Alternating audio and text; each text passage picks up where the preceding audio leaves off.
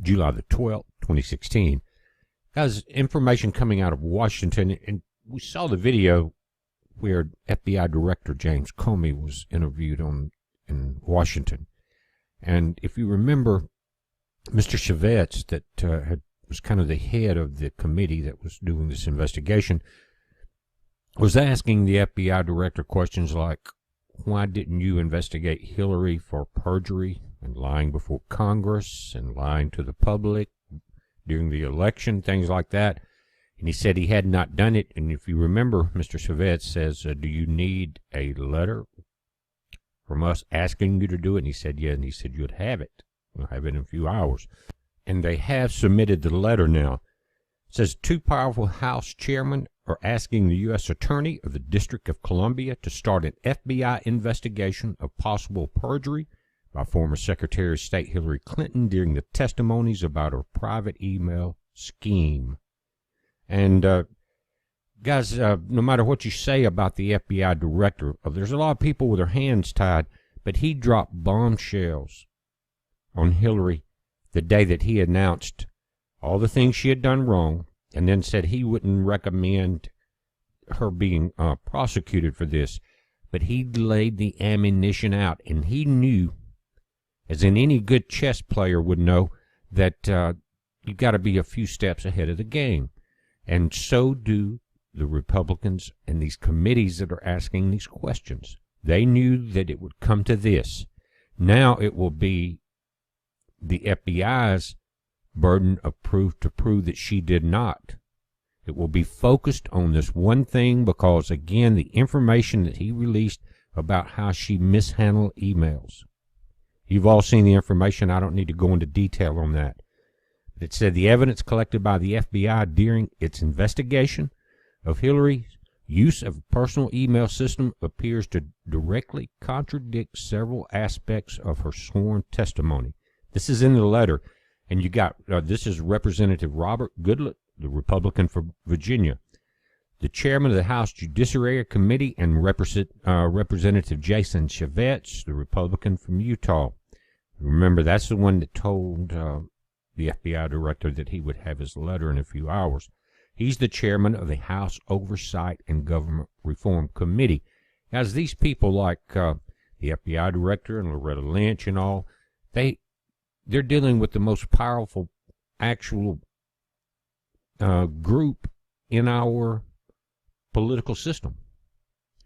It says, in light of these contradictions, the department should investigate and determine whether to prosecute Secretary Clinton for violating statutes that prohibit perjury and false statements to Congress or any other relevant statutes. Now, guys, again, this is the axe. Which way it will fall, we don't know. But this is it. Think about, what is he going to say this time? He's already came out, given the ammunition, everything she did wrong.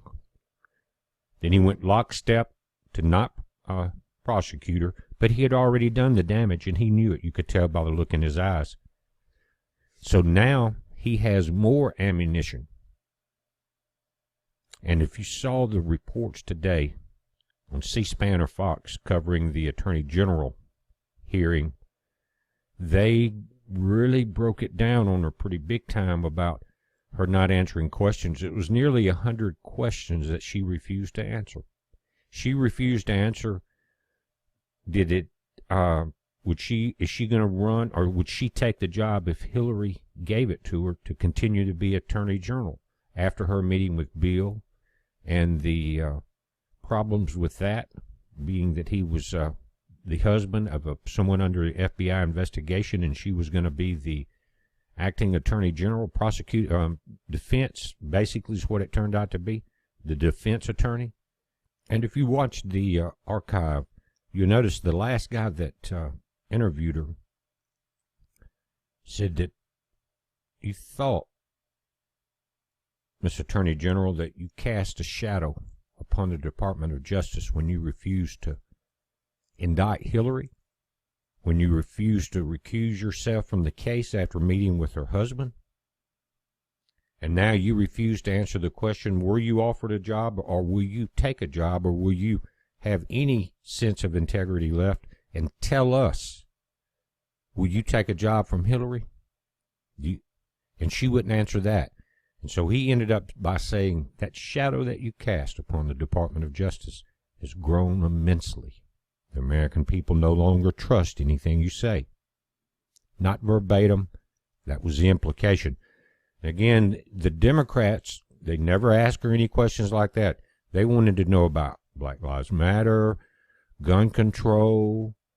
It was pathetic. You can fast forward through that slime, as I called it before, because that's exactly what it was stall tactics, and they should be ashamed. And guys, regardless of what party you're in now, the Democratic Party has become really bad.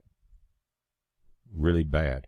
And that's why so many people now that were Democrats in the last election have moved over. And now with Bernie Sanders coming on TV today, him and Hillary, all buddy-buddy, and him endorsing her fully. During the Loretta Lynch interviews, they timed it good. A lot of people would be distracted listening to their crap. But Bernie Sanders has sold out, guys.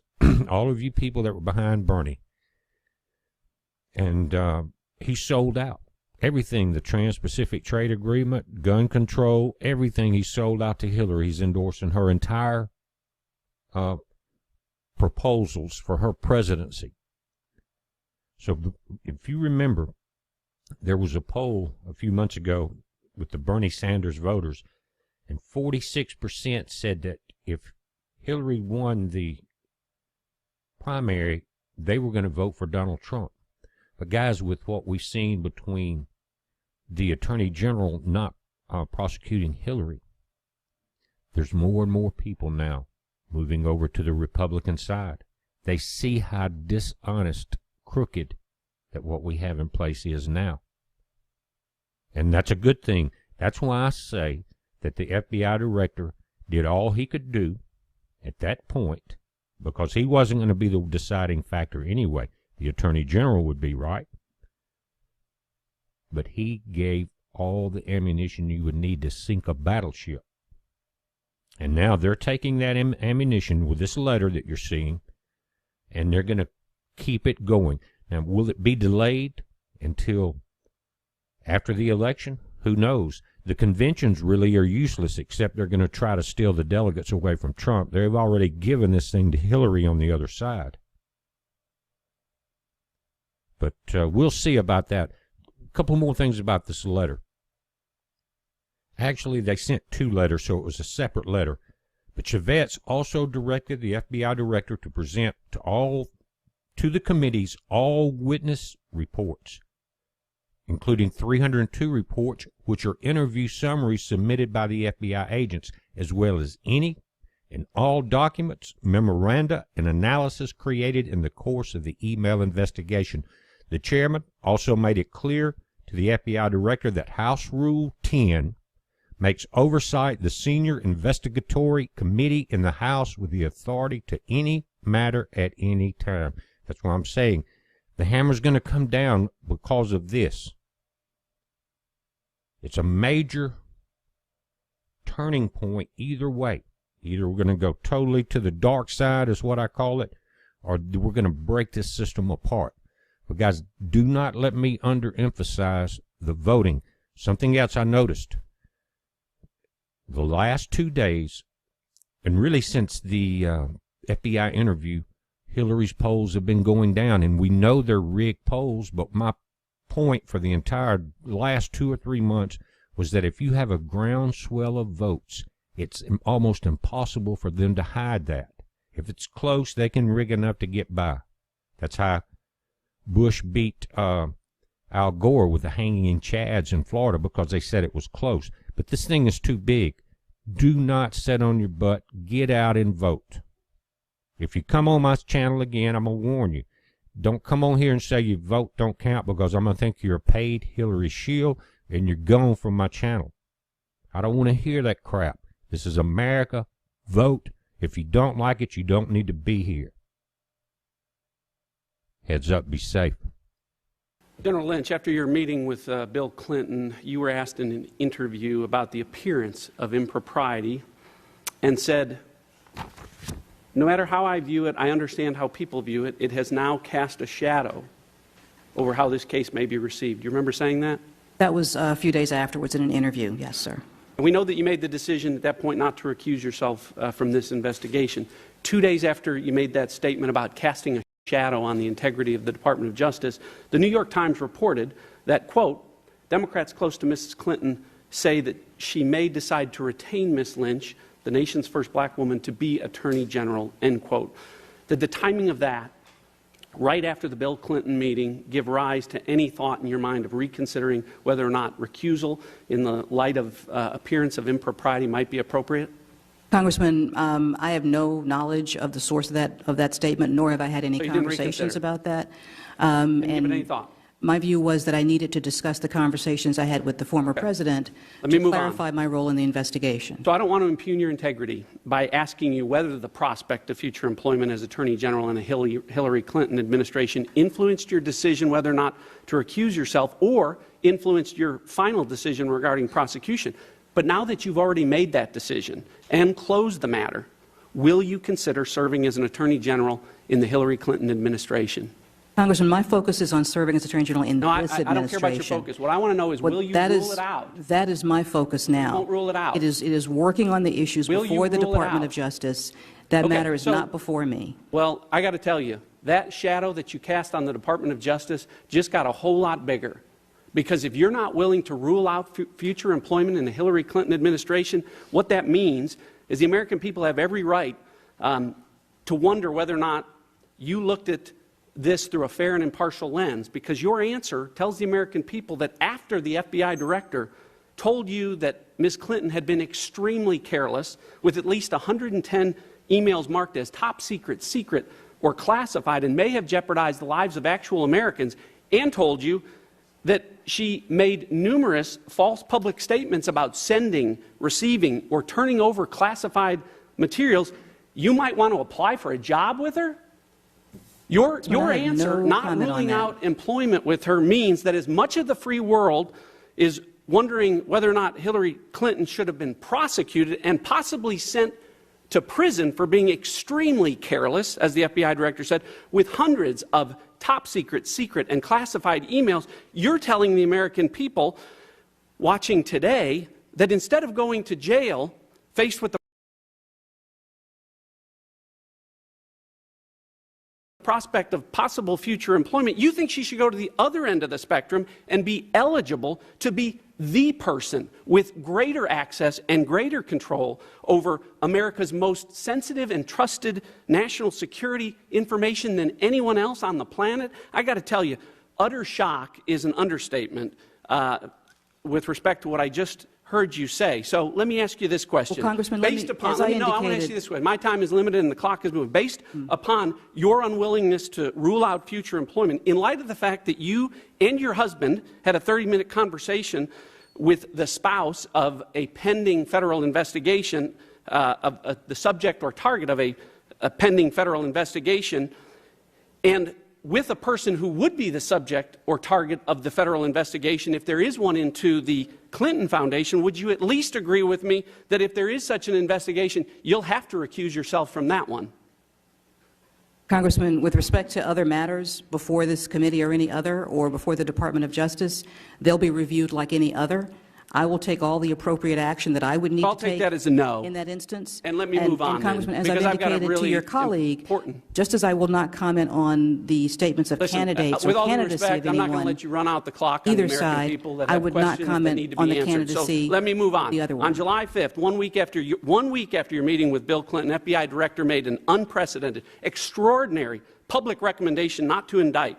But his statement was just a recommendation. You've said, I made the decision. And in his statement to the press, he said that what that decision would include would be, quote, considerations like the strength of evidence, especially regarding intent. He said also that a responsible decision would consider the context of a person's action. So my question to you is, as you made the decision, did your final decision weigh the strength of the evidence and the context of Hillary Clinton's actions? I will tell you, Congressman, that that was part of what the team that was presenting to me was focused on, and it was certainly encompassed those issues as well as all of the other issues that I've indicated before that would be in that. It would be contained within their entire recommendation to me. And that was reflected in your two-sentence statement about that starts out late this afternoon. I met with FBI Director Jim Comey and career prosecutors. By the way, how long did that meeting last? I don't recall. Hours? I don't recall, and I wouldn't be providing that information. I don't recall and would not be providing that information. It says late in the afternoon. I assume it was in one day? It's clear from the statement when the meeting occurred. Okay, so it happened the day after, and apparently within a matter of hours, if it happened in one day. So you just told us that after a year-long investigation involving 150 FBI agents working around the clock, involving more than 30,000 emails, tens of thousands of man-hours, that your thoughtful, careful weighing of strength of the evidence took you an afternoon, a cup of coffee with the FBI director, that your decision in this case for charges relating to a person who, according to the FBI director, said was extremely careless handling America's most sensitive national security matters and is seeking to be a candidate in charge of America's most sensitive national security matters, took the better part of an afternoon. It didn't last weeks, didn't last months, didn't take days. You weighed that evidence, determined her intent and gross negligence in a matter of hours. Will you at least tell the American people whether or not you at least reviewed the 110 top secret, and classified emails that we know that she sent and received on an unsecure, unauthorized server? Will you at least answer that? As I have indicated... Time of the gentleman has expired. The witness is permitted to answer the question. Thank you, Mr. Chairman. As I've indicated, I received a recommendation after a briefing from the team, which included the career lawyers as well as the FBI director. I received a full and thorough briefing. We reviewed and discussed the matter, and I accepted their recommendation. And as I've indicated earlier, again, just to be clear, the reason I do not go into these internal meetings is because the teams of prosecutors and agents who work on every matter need to be able to provide their full and unfettered advice, counsel, discussion, without the fear of political overtones, without the fear of that kind of influence. Since you didn't answer that question, I'll give you a preview that I'll ask Director Comey that when he's in front of Homeland next week. And let me just close then, summarize by saying, so less than a week after you met privately with the spouse of a target of a federal investigation, a target with whom you haven't ruled out applying for a job, you didn't recuse yourself and instead spent a grand total of a few hours reaching a decision regarding tens of thousands of documents involving our national security, and you can't seem to understand why the American people, Republicans, Democrats, and independents are outraged at your actions. If you thought the meeting that you had on the tarmac with Bill Clinton cast a shadow over the integrity of the Department of Justice, what I've heard today from you made the size of that shadow something that I will tell you that as far as casting shadows that the American people pay attention to, Punxsutawney Phil's got nothing on you. I yield back.